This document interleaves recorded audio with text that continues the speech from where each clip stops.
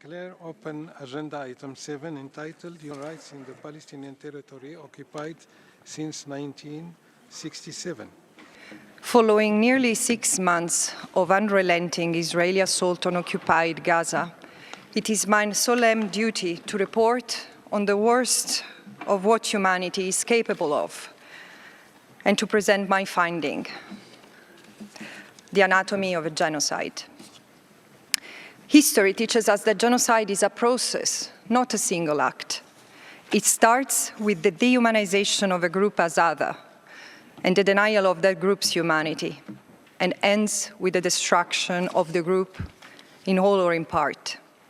The dehumanization of Palestinians as a group is the hallmark of their history of ethnic cleansing, dispossession, and apartheid.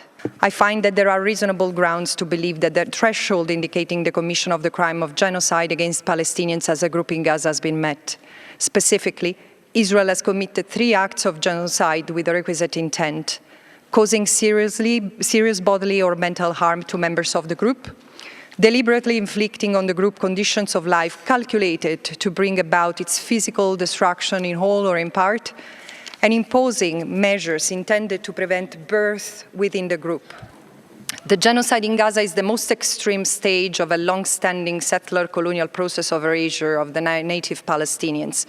In this darkest hour, the international community cannot continue to ignore that it's Israel's project to rid Palestine of Palestinians in defiance of international law and the world's failure to call Israel to account that has led to genocide laid bare in Gaza. Denial of the reality and the continuation of Israel's impunity and exceptionalism is no longer viable, especially in light of yesterday's binding Security Council resolution. I implore member states to abide by their obligations, which start with imposing an arms embargo and sanctions on Israel, and so ensure that the future does not continue to repeat itself. Those who managed to evacuate to areas that Israel defined as safe humanitarian zones have been met with further attacks, their deaths and injuries justified as collateral damage. By making repeated claims which have been systematically discredited that Hamas used hospitals as operation centers, Israel appears to be operating on the premise that if you tell a lie long enough, people will believe it. Thank you. I now give the floor to, according to our practice, we will start by hearing from